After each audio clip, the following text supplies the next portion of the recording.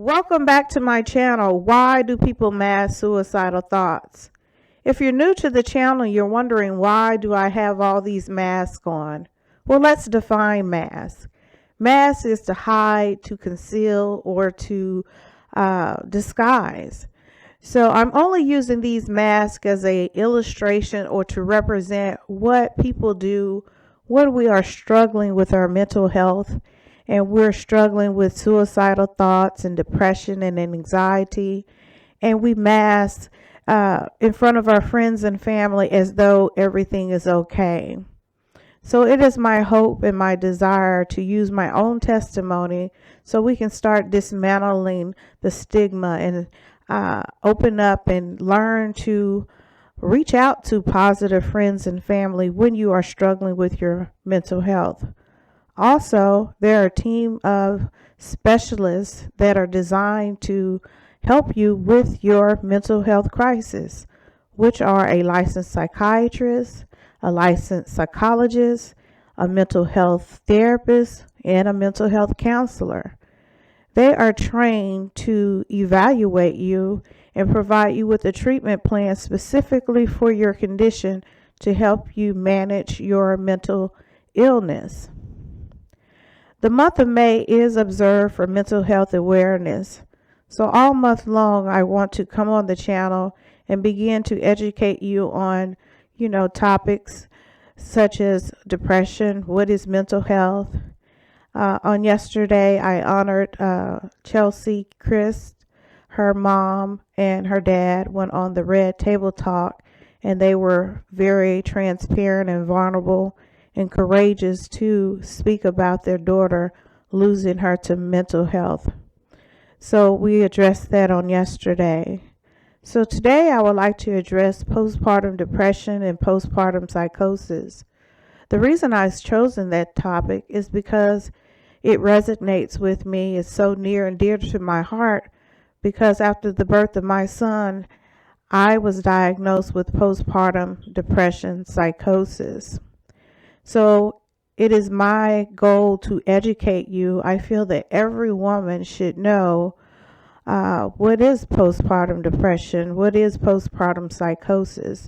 So in the event you have symptoms, you are aware and reach out and get immediate assistance. The birth of a baby can trigger numerous of powerful emotions, from excitement and joy to fear and anxiety.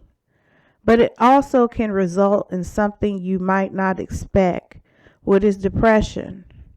And that's something that I didn't expect. I was often told about the new mother bliss that once you see your bundle of joy, you'll have feelings of love that just are unexplainable. However, that didn't happen for me. Instead, I had extreme depression, anxiety, and difficult with sleeping, thoughts of suicide. However, I held all those things in because I thought that eventually they would go away.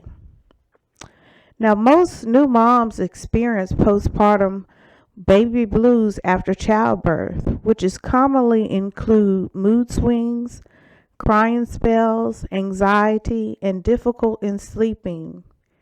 Baby blues typically begin within the first 2 to 3 days after the delivery of your baby, and it may last up for 2 weeks. So I thought originally when I was going through my crisis, I thought I had baby blues, or I wanted to think I had baby blues. And I thought to myself, well, let me not disclose my true feelings and hopefully it will go away. However, it didn't go away. It escalated. Postpartum depression is the type of depression you may get after having a baby. It can start at any time during your baby's first year, but it's most common to you to feel its effects during the first 3 weeks after birth. If you have it, you may feel sad, hopeless, guilty because you may not feel that you want to bond with your baby or care for your baby. You're difficult in remembering things, sudden mood changes, reoccurring thoughts of death and suicide, feeling of sadness and anxiety, feeling of worthlessness, guilt, hopelessness. If you are experiencing these symptoms, they cannot be managed alone. They will not be willed away. They do not just disappear.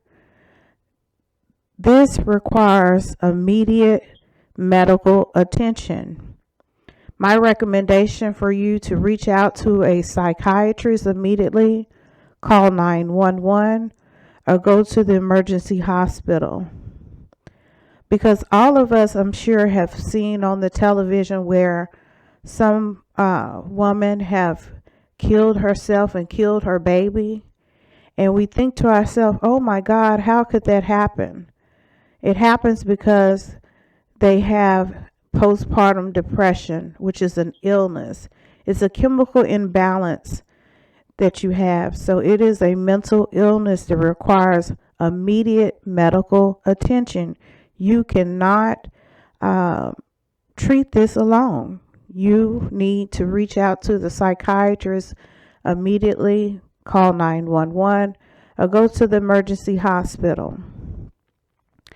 After coming home with my baby, I noticed that my behavior was erratic. So I knew that the baby blues, it was going on more than 2 weeks. So I knew that I didn't have baby blues.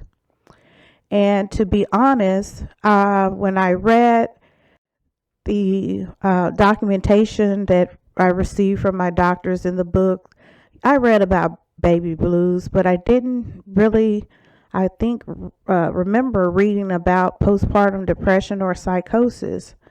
What prompted me to know about that topic, back in 2001, there was a story by the name of a lady named Andrea Yates. And I think that's when postpartum first began to form a name.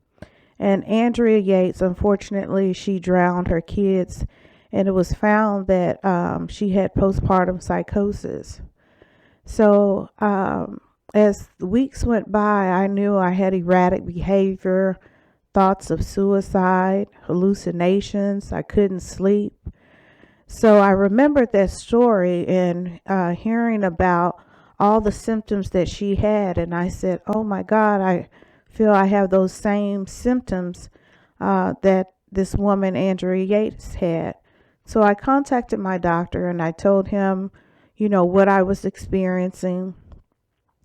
And he scheduled an appointment for me, and I went to see him, and he gave me a referral to go to see a psychiatrist so I can get properly diagnosed. So postpartum psychosis is a severe mental illness characterized by extreme difficulty in responding emotionally to a newborn baby. The two conditions may occur together. It can even include thoughts of harming the child. The condition is different from postpartum depression, though postpartum psychosis is a medical emergency.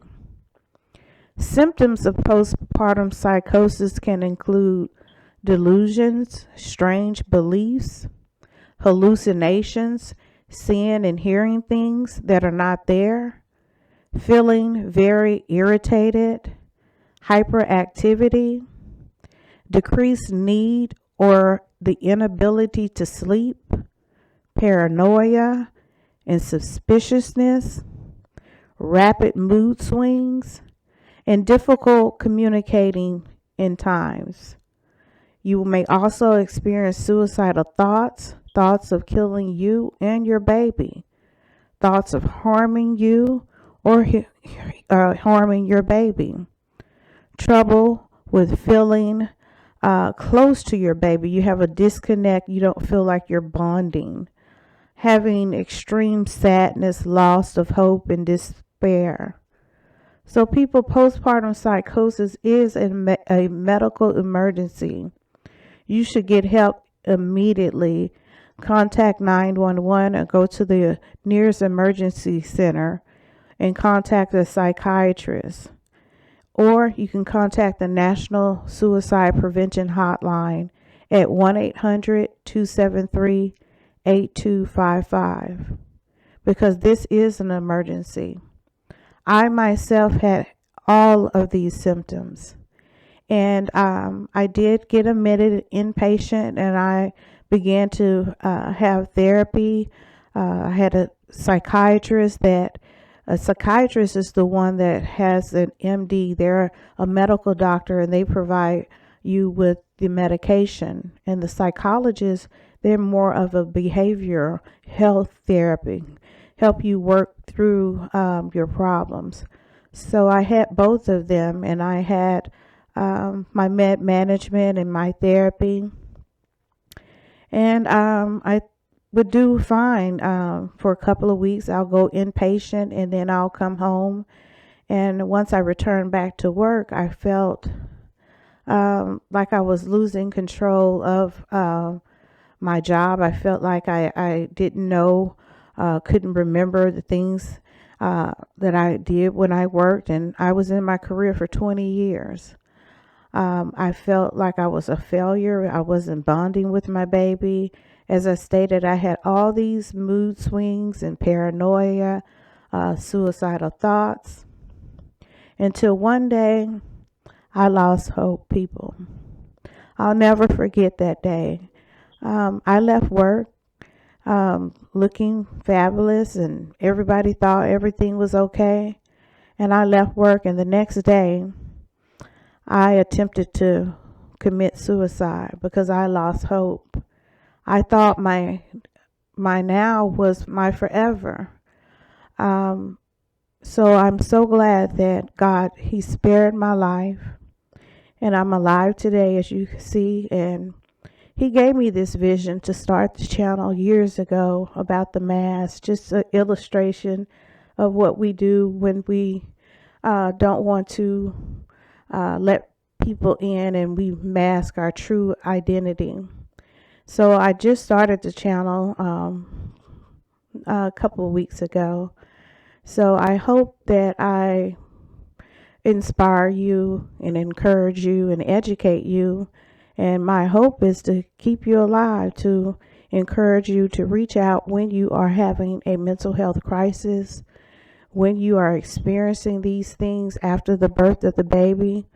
Please don't feel ashamed, because we don't want another tragic to happen with someone killing yourself or your baby, because it is a mental illness. It's a disorder, and it makes you make irrational decisions. That's why it is an emergency, a medical emergency, and treatment is available. Although I lost hope, God gave me another chance. And with that chance, I'm going to use my testimony for the rest of my life and share with you and be vulnerable, and hopefully I can educate you and encourage you to speak out and don't suffer in silence when you are struggling with your mental health, because you're not alone, and there are a team of specialists that are available to evaluate you, diagnose you, and get you to the right treatment plan. So yes, people, I live today. Fortunately, I have the right med management. I have the right psychotherapy, and I live today. Now, currently, after my postpartum diagnosis, I've been diagnosed with bipolar depression, with anxiety, and that is my condition today, where I have mood swings of highs and lows. I have episodes where I feel like I can conquer the world, and then I have episodes of sadness. But over the years, I've worked with my team of specialists, my psychiatrists and my therapists, and I recognize my triggers and boundaries, and I know when I need to unplug and shut down. Sometimes I I can only do one task a day. And that's okay because I've accomplished something. But I can't say I'm suicidal free, although I do have bad and good days. But I have learned to cope with my mental illness. So I hope I inspire you. You can see me, a real person that has dealt with the struggles of suicide and suicidal thoughts and depression. So by no means do I know everything. I'm not a licensed psychiatrist or a licensed therapist. I'm just a woman that have lived through these experiences and want to use my own testimony to encourage you and let you know that you're not alone, that you're not crazy. It's a mental illness. It's no difference from someone being diagnosed with diabetes and they have to get a treatment plan from their doctor, or someone that has high blood pressure and they have to take blood pressure medication to control the blood pressure.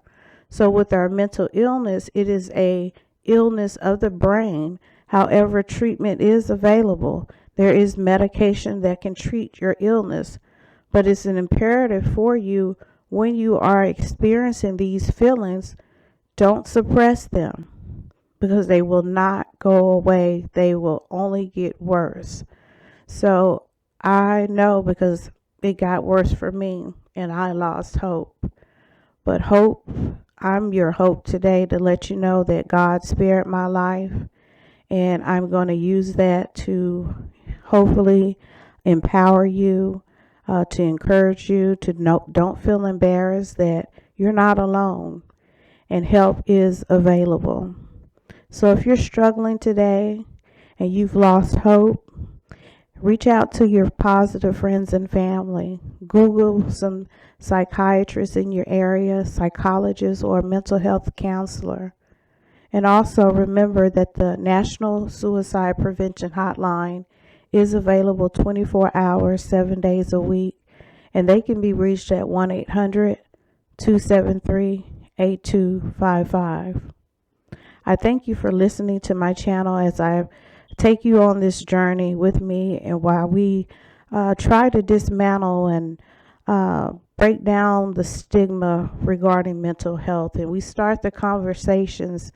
And if I can save one life, and then I can save a family, and then that family can go on and save another family, we can save generations. So it's my goal, as we save lives, the mask will come off. I'm just using this mask, like I said, as a illustration of what we do. But you know what I mean by mask when you go before friends and they ask you if you're okay and you're really not okay. So I just want to encourage you to let them know that you're not okay. It's okay to not be okay, but it's not okay to stay that way because help is available. So I thank you for listening to my channel. May God bless you. May He keep you and let you know that your now is not your forever. So I encourage you not to make a permanent decision on a temporary issue. And I know your story because I myself lived it and am living it. Thank you. God bless you, and may He keep you. Until the next time.